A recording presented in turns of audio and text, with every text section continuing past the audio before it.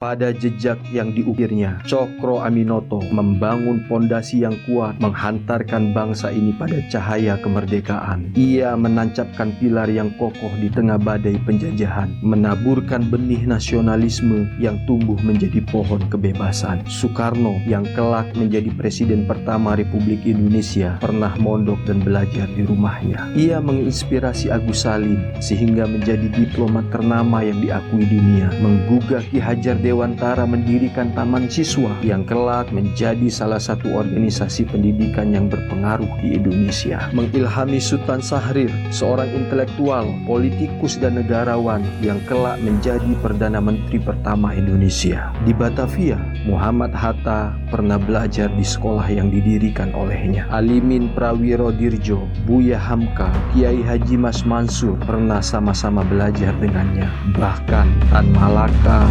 menyebutnya sebagai The Uncovered King of Indonesia.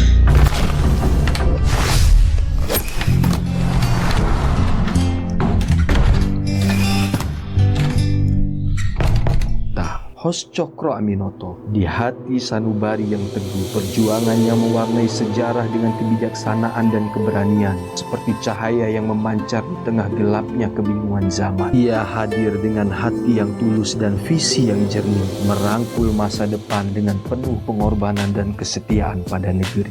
Namanya terukir dalam gemilangnya perjuangan sebagai sosok penuntun putra-putri terbaik negeri ini pada jalan keadilan, kebenaran, dan kemerdekaan. Masa itu adalah abad ke-20, zaman pra-kemerdekaan. Indonesia kala itu masih di bawah kekuasaan Hindia Belanda. Kondisi pada saat itu adalah pengaruh kolonial Belanda yang sangat besar, bahkan mendominasi nyaris di seluruh sendi kehidupan rakyat Indonesia yang hidup dalam kondisi serba tertindas dan mengalami ketidakadilan. Roda pemerintahan pada saat itu dikendalikan oleh kolonial Belanda. Pada masa ini, kebijakan kolonial Belanda sangat dominan dalam mengatur pemerintahan, ekonomi, dan kehidupan sosial masyarakat kala itu. Kondisi sosial ekonomi masyarakat kita pada saat itu adalah masyarakat Indonesia mayoritas petani dan buruh yang hidup dalam kondisi ekonomi yang serba sulit. Belum lagi pemisahan antara pribumi dan penduduk asli dengan golongan Eropa serta orang-orang Euro-Eropa yang menjadi kenyataan sosial yang cukup dominan kala itu.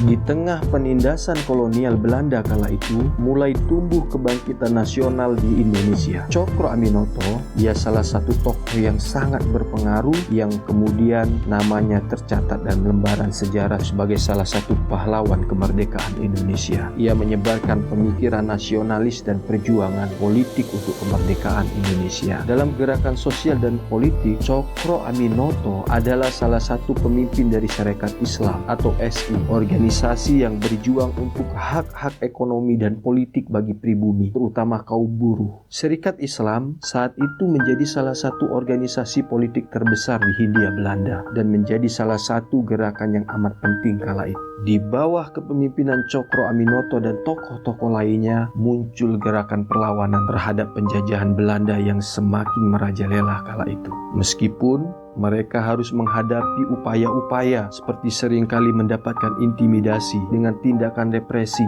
kadang harus diasingkan. Cokro Aminoto dengan ilmu, idealisme, agama, dan semangat juangnya menuntun negeri ini pada jalan kesatuan dan kemakmuran. Semangatnya terus memancar, mengilhami generasi demi generasi untuk meraih cita-cita suci bangsa di bawah langit merah putih yang abadi. Haji Umar Said Cokro Aminoto, tokoh pergerakan, guru bangsa, politikus, pahlawan kemerdekaan Indonesia. Salah satu kiprah dan perjuangan Cokro Aminoto ialah melalui Syarikat Islam ia memperjuangkan hak-hak sosial dan ekonomi untuk buruh seperti upah yang layak dan kondisi kerja yang manusiawi. Dalam bidang pendidikan dan pencerahan, ia sangat vokal dan terdepan. Ia mendirikan sekolah-sekolah untuk menyebarkan ilmu pengetahuan dan mendidik generasi muda agar mampu berpikir kritis dan mandiri dan bisa sadar untuk melepaskan diri dari belenggu penjajahan. Pendidikan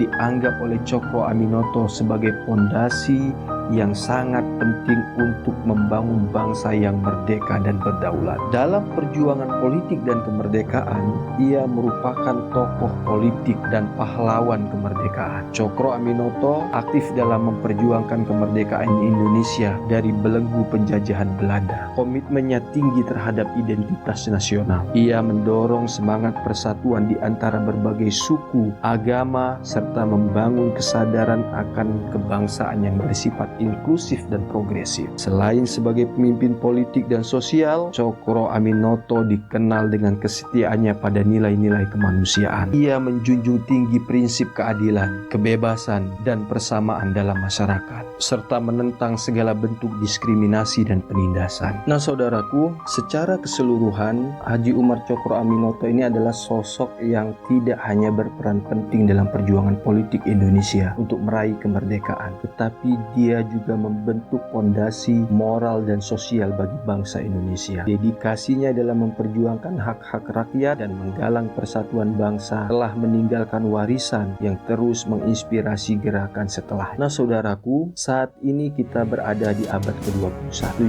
79 tahun setelah diproklamirkan kemerdekaan Indonesia. Kita saat ini hidup di tengah gemerlapnya arus globalisasi. Moral bangsa saat ini terkoyak seperti layar yang robek diterjang lautan badai. Kepercayaan dan integritas terhempas oleh gelombang keserakahan dan kepentingan pribadi yang membinasakan. Sehingga bangsa ini terombang-ambing dalam kegelapan moral yang entah kapan ujungnya. Bagaimana tidak saudaraku? Coba kita lihat, tidak sedikit generasi muda yang saling membunuh dan bertumpah darah bukan untuk melawan ketidakadilan atau melawan kolonialisme, tapi karena sensasi.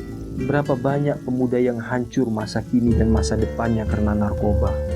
Berapa banyak pemuda yang saat ini sudah mendekam di dalam penjara karena tawuran antar pelajar.